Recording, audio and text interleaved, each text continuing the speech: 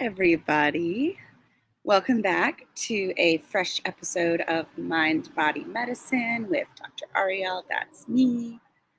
I'm coming to you from the front of PRN today, so I'm hoping that the traffic doesn't make too much noise to interfere because they're having some groups out back that I didn't want to disturb.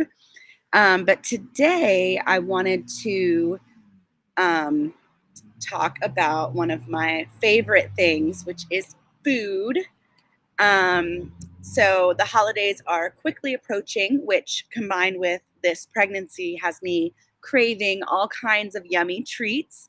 So today I wanted to talk about the most important medicine on earth, in my opinion, which is actually food and nutrition. We all have our favorites, but what if we could use our diet and the foods that we eat to boost our mood and well-being at the same time? So today we'll talk about some ways that you can do just that. So as always, we'll start out with story time. My beautiful mother was what you would call a health nut long before it was cool, trust me. In fact, I was even I wouldn't say bullied, but slightly by friends that came over and hated our dinners because they were very, very heavy on the vegetables. One time there was a hair on the plate and they were like, I have a hair. And I just remember being mortified, right? But anyway, when I was about 16, my mom decided to go back to school. So she actually applied to Columbia University, which is in New York City, even though we lived in Virginia. And every single weekend she took the train up there to take classes with Dr. Andrew Weil, who's like a pioneer for integrative medicine. So she earned her degree as an integrative nutritionist. She's finally using all of the health nut stuff for a purpose, right? Sadly, she passed away the following year and never really got to practice her dream. But I can. I still have every single one of the VHS tapes recorded from that curriculum. And I have to say that surprisingly, very little of the material has changed in 15 years. It's still the same backbone of core nutrients and vitamins and essential minerals that are really creating a sense of well-being, both physically and mentally, right? So it's kind of like the general population is finally starting to wise up to the things that she learned a decade and a half ago, right? So anyway, I think we could all agree that food impacts our mood, or at the very least, a lack of it can, right? How many times have we caught ourselves being hangry?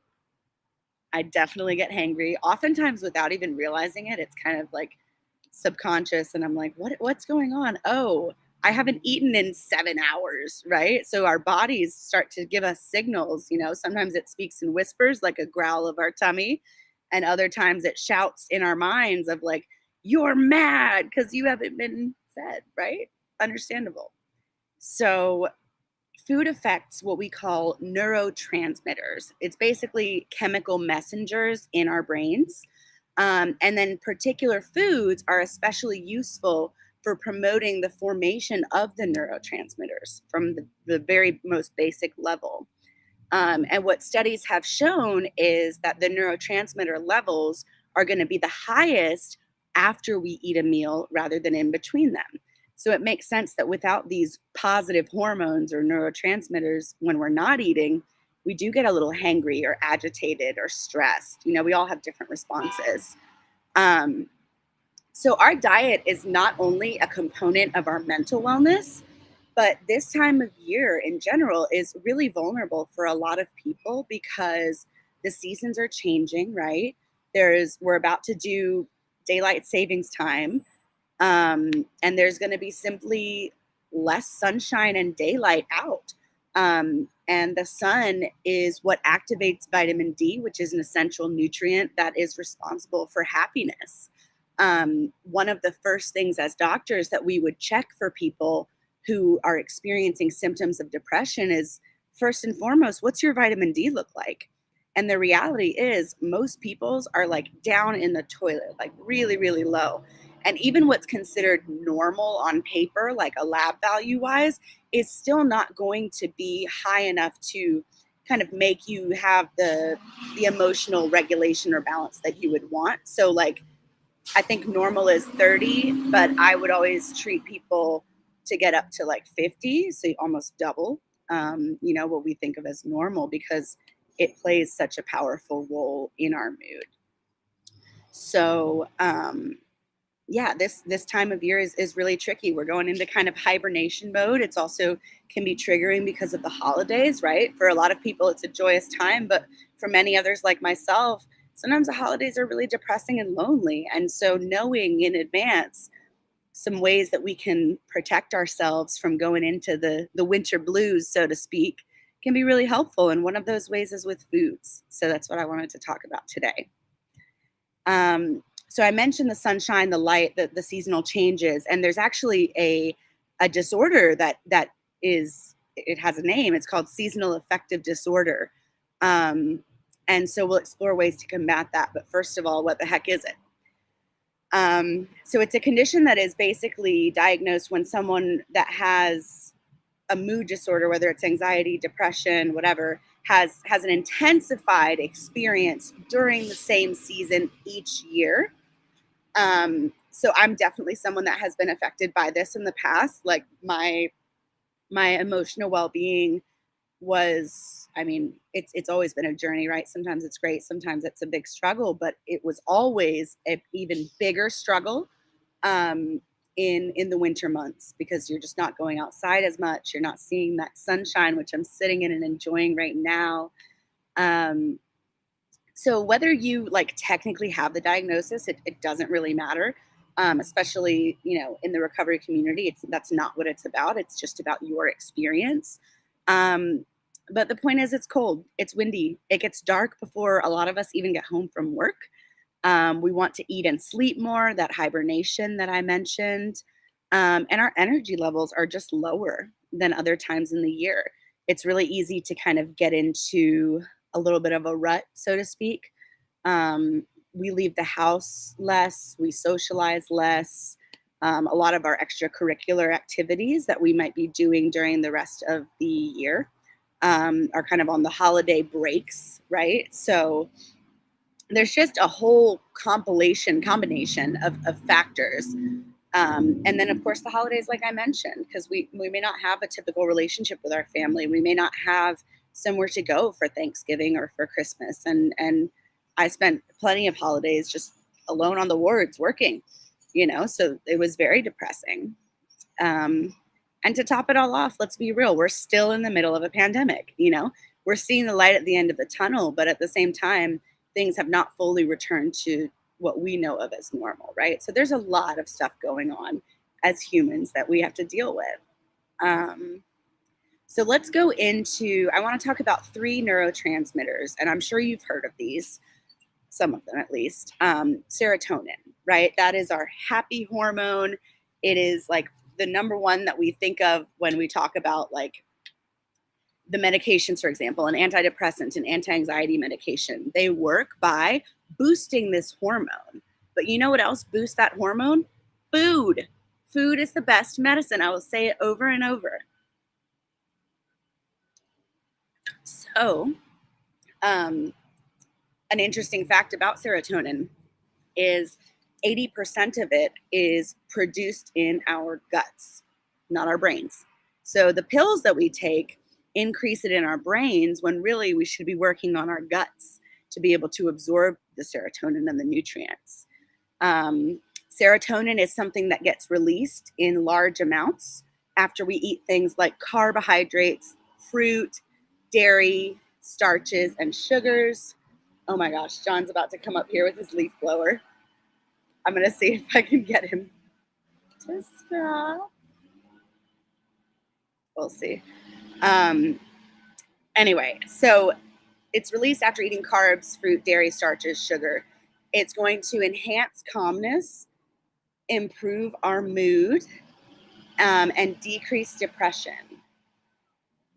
So this does not mean that sugar is necessarily good for you. In fact, sugar actually acts on the same neurological pathways as crack and cocaine. So even though it makes you feel good, it can be highly addictive. So sweets are one thing that boosts serotonin. I'm gonna have to like wave my arms at John. I don't know how bad it is. Can somebody comment and tell me if it's really interfering? Hey, Leslie. Oh my God. Hi. It's so good to see you tuning in. Can you guys hear me okay? There's a leaf blower that's going in the background. I'm just debating if I need to like run out into the yard and chase John down to be like, stop. I don't want to be burning anyone's eardrums off. That would not be nice. Anyway, so we talked about serotonin. We'll talk about dopamine and norepinephrine next. So these good hormones, feel good chemicals in our brains are released after eating protein. So think your meat, your poultry, your dairy, your legumes, which are like your beans and your lentils. Leslie says it's fine. Oh, thank God. Okay. I was like, it sounds bad to me, but hopefully through the computer, it's focused on me. So thank you for that. I appreciate you. Cool. So the dopamine and the norepinephrine are released after eating proteins. They're going to enhance your mental concentration and your alertness. So back when I used to have a lot of exams, thank God I don't anymore, but I always had to have or tried to have a really high protein breakfast. I'd eat eggs, bacon, you name it, just to really load up so that my focus was good. For the nerds, the amino acid in particular that dopamine and norepinephrine come from is called tyrosine. And that's something that's hugely important in the life cycles of our cells themselves. So let's talk about the best food and beverages to promote our winter well-being. What are some go-tos that we want to have in our pantry or in our fridge so that we can make sure, you know, we're being proactive about our nutrition and thus our mood? So something that's really great is yogurt. Low fat is nice, especially if it has live bacterial cultures. But I want to clarify that I'm not talking about Activia. You would have to eat around 20 containers of Activia to get the billions of probiotics that you actually need. So I'm thinking things like kefir, if you've ever heard of that. It's kind of like a probiotic drink or a shake. It's more like a liquid yogurt. It's a little more bitter, but they can add in fruits to make it more palatable. You can also take probiotics like as a supplement, which is one of the few supplements I think everyone across the board should take. One thing to note about those is they're always best if they can be refrigerated. It just helps to preserve the bacterial cultures because they are living. Yogurt also has protein, calcium, and vitamin D. So if you want to jazz that up too, you can add in some nuts, some granola, some coconut, fruit, you name it. Cinnamon is something I'll add to mine sometimes. It's got extra antioxidants that will also help to control your blood sugar. I'm just going to move this a little so I'm less in the sun. Nuts in general. Oh yeah, sorry. Oh no, I talk about kombucha later. Kombucha is one of my favorites. Hey. So next is nuts. So nuts are a powerhouse of energy and nutrients. Man, I picked the best location today. Sorry about that. But nuts, powerhouse of energy and nutrients. They have protein, they have that heart healthy fat, the antioxidants. It's really easy to like sprinkle it on top of salads, or if you like nut butter, like almond butter. My husband would eat peanut butter and jelly every single day if I let him. So if he has like nut butter, that's a great way to sneak that in. Or even just taking a handful to munch on. Almonds are actually like the perfect midnight snack if you want to feel full, if you want to have a dreamy sleep. Just got a lot of feel good nutrients in there. They also make a bunch of spiced varieties of nuts that I swear taste better than potato chips.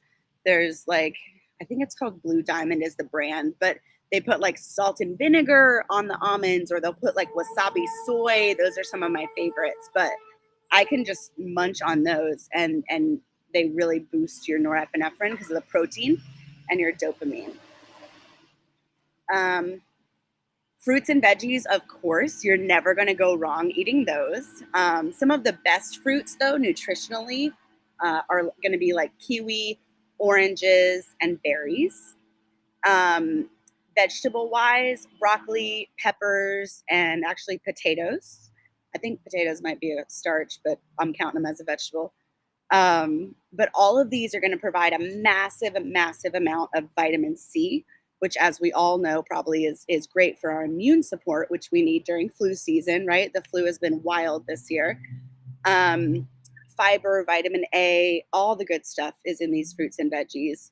So you can, I always say, like, you can pop these expensive mystery pills or supplements that claim to have these antioxidant blends, or you can just pick up a piece of produce that your body actually knows how to digest and process and how to assimilate the nutrients, right? So it's also cheaper, you know? Um, and I will admit, fresh fruits and veggies can be either hard to come by or they can be just downright expensive seasonally. But if fresh is not an option for you, go with frozen. I love frozen fruits and veggies. Like, that's kind of my freezer is stocked with them, because if I don't have fresh or if they're not in season, you can at least have them frozen. And you also get the added bonus of it not going bad in your fridge before you have a chance to eat it. How many people are famous for like buying all the veggies and having the good intentions, and then 2 weeks later you go into your freezer drawer and you're like, oh, this is now liquid, like gross. Yeah, so frozen is a great way to just make sure that you have it on hand when you need it and it won't go bad. So added bonus there, right? The next section is fermented food. So this is where I wanted to talk about kombucha. The kefir yogurt drink that I mentioned actually also is an example of something that's fermented. But kombucha is a sparkling probiotic tea that they make, and that has a massive amount of those good bacteria that really create that lining of protection on your gut. And I have a whole separate class called the brain gut connection, so I'll try not to dive too deep into that now. But yeah, your healthy microbiome, or that good bacteria layer that you have on your stomach, is so critical for not only absorbing nutrients, but for regulating your mood. So I mentioned checking vitamin D in people who are depressed. I'll also usually recommend a probiotic, just because a happy gut is a happy mind. Remember, that's where 80% of our serotonin gets absorbed. So some other fermented foods are things like sauerkraut. If you've had like German food, like bratwurst and sauerkraut, there's that. There's kimchi, which is, I don't know if it's Japanese or it's an Asian dish that I love. And of course, my favorite, pickles. I like pickled anything really, but pickled pickles are great. But all of these are going to be super nourishing to the gut microbiome, and super nourishing to our physical body and our mental wellness. So probably the most instrumental, food-wise, to decrease the symptoms of seasonal affective disorder are going to be dark leafy green vegetables. So these are things like collard greens, turnip greens, spinach, mustard greens, kale. And I will admit that these can be very polarizing, meaning you either love them or you absolutely detest the flavor. More people are probably in that second category. But if you don't like them raw, try sauteing them or sneaking them into your smoothies. That's a great way. These are another one that you can get frozen, so that they don't really go bad, and you can find different ways to cook them up. Sometimes I would like to have put some cheese on it, like cheese and salt and pepper, and it tastes really good, in my opinion. But those dark leafy greens are going to be instrumental to decrease the symptoms of seasonal affective disorder. I'm going to see if you can. Okay, you can still see me, right? Okay. I was getting real sunburn in the face. So in an effort to avoid that, I'm going to take some water for a minute. All right. So dark leafy greens. And then another one is fatty fish. So things like salmon, tuna, anchovies. Fatty fish has a lot of vitamin B12, which is a huge energy producer. It's also got omega-3 fatty acids, which are really great for brain development. I have to supplement with fish oil pills for my pregnancy, make sure baby gets all that good brain nourishment and development. But these fatty fishes actually decrease depression and increase our mood.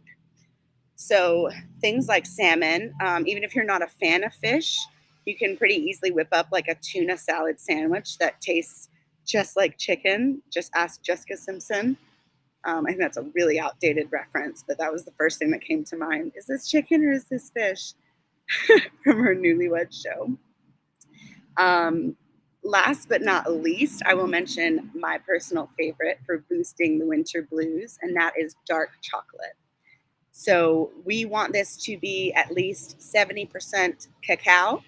Well, really, the higher the better. There's no minimum amount, but basically, this will release endorphins. It will improve your mood, and a lot of cultures actually use pure cacao, so 100% medicinally for things like spiritual awakening and heart opening, meditation, and a lot more. I've been to some cacao ceremonies. They're pretty magical. It's a very unique experience when you're using chocolate therapeutically. But that's just evidence that even a small amount, that you're consuming can make a big difference. So also, in addition to food, I wanted to make sure that I did not neglect the importance of hydration, right, in general. Remembering just how dry the winters can be, which is going to irritate your throat, your nose, your skin. So warm beverages are the best for your chi or your energy. Ice and really cold beverages actually require energy from your body to warm them up to your body temperature before they can be metabolized. I don't know if you know that. There are a lot of studies in Europe too that indicate a link between ice usage and incontinence later in life, because it promotes kind of a lazy gut, because you're taking in these ice cold things, but your gut says, hey, I don't need to process that yet because I won't be able to do anything with it until it's body temperature, right? So water freezes at 32 degrees. So you're taking in something that's, we'll say, 40 degrees, and you have to heat it up to body temperature. That's a big gap. Body temperature is 98.7. So that's a big gap that your body has to do a lot of work and use a lot of energy to learn how to even process it and what to do with it, so to speak. So that's a fun or not so fun fact for you ice lovers out there. I'm one of them. I mean, trust me, on a hot day, like ice cold water or tea sounds amazing. And certainly it's not going to hurt you, but just making sure that that's not all that you're drinking, all that you're putting into your body.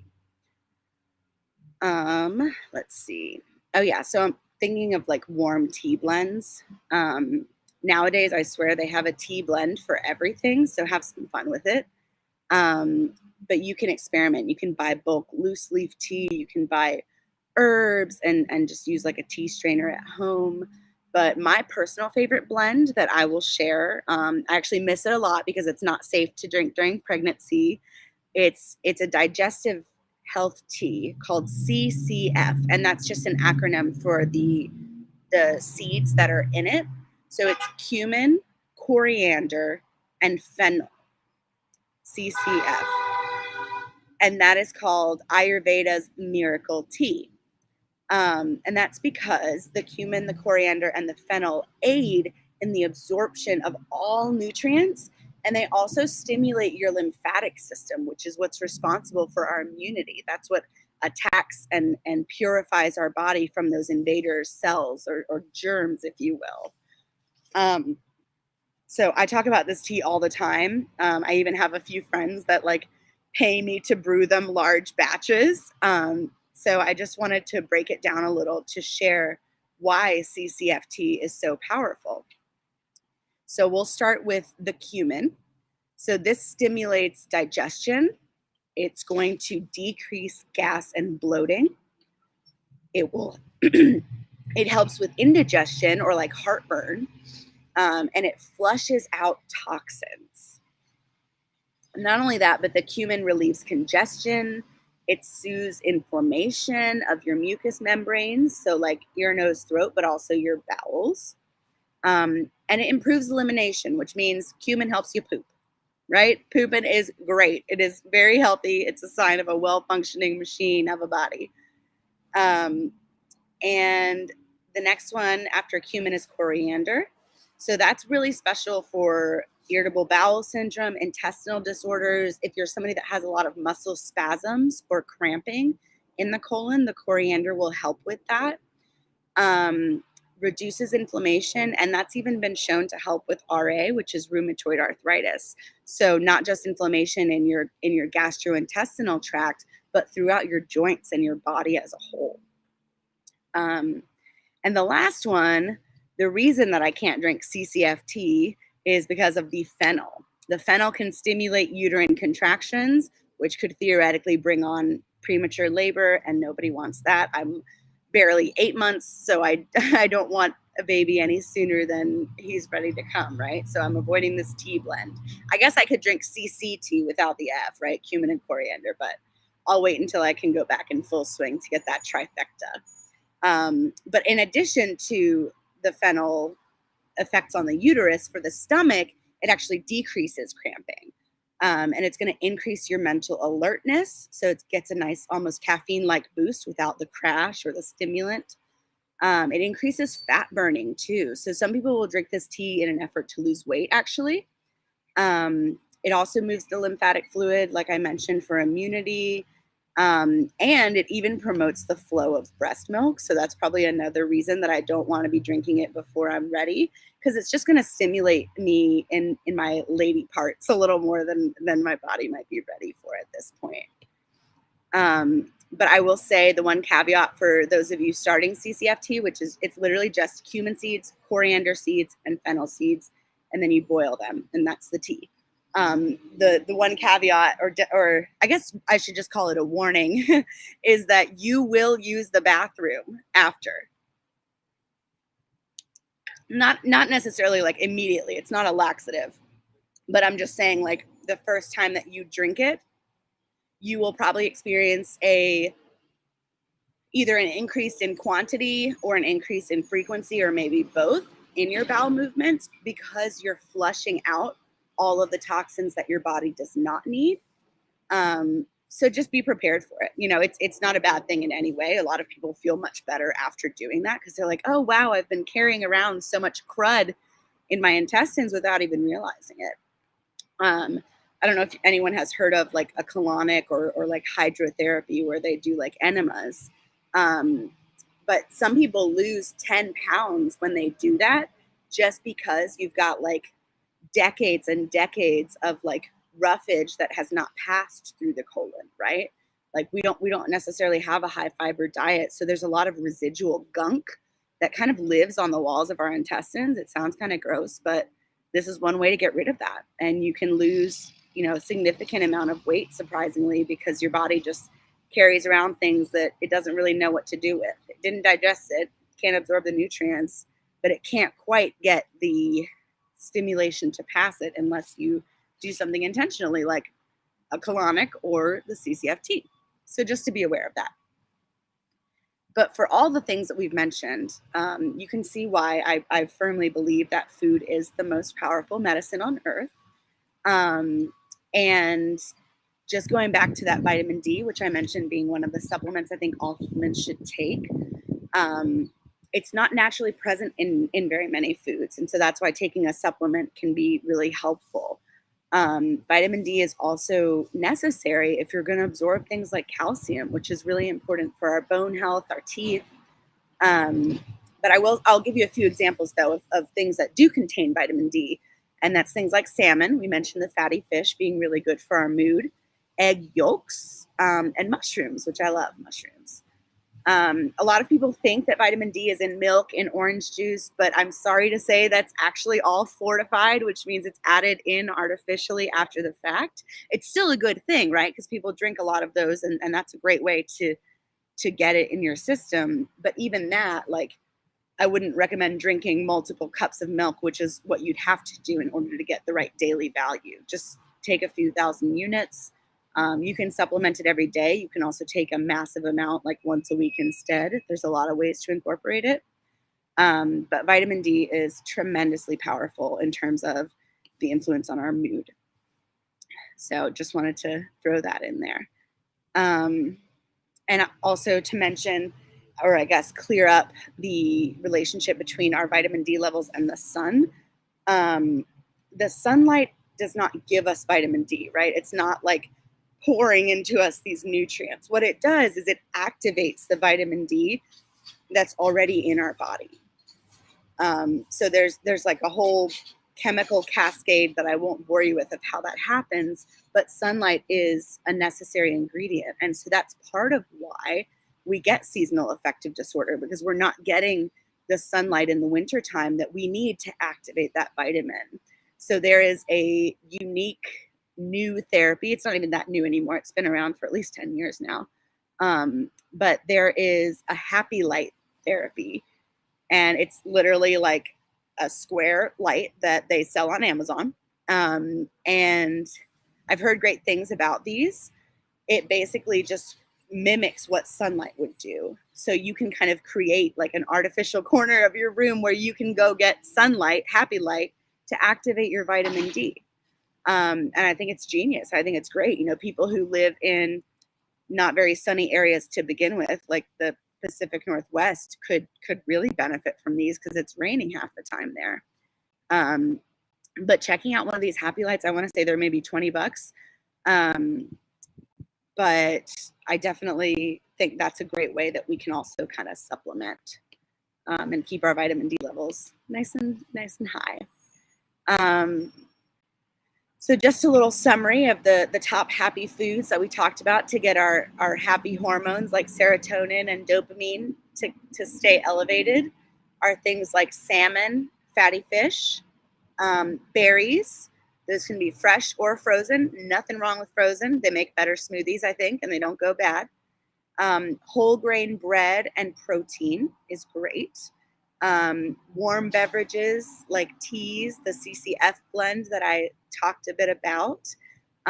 Most importantly, the MVP for keeping our mood elevated is leafy greens. So kale, spinach, all that good stuff. Whole grain pasta can be another one. Beans, of course, nuts, and the yummy, yummy dark chocolate. That is my personal favorite. The more cacao percentage, the better. So I hope some of these give you some inspiration for kind of getting ahead of the potential holiday blues that some of us may experience.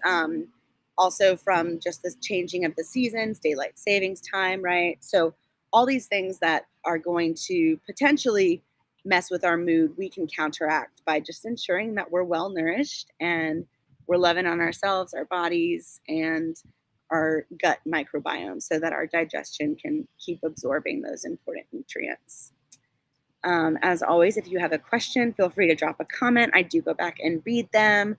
You can also inbox me, but thank you for tuning in, and I will see you in 2 Thursdays at 1 o'clock for our next Mind Body Medicine. Thank you all. Love you guys.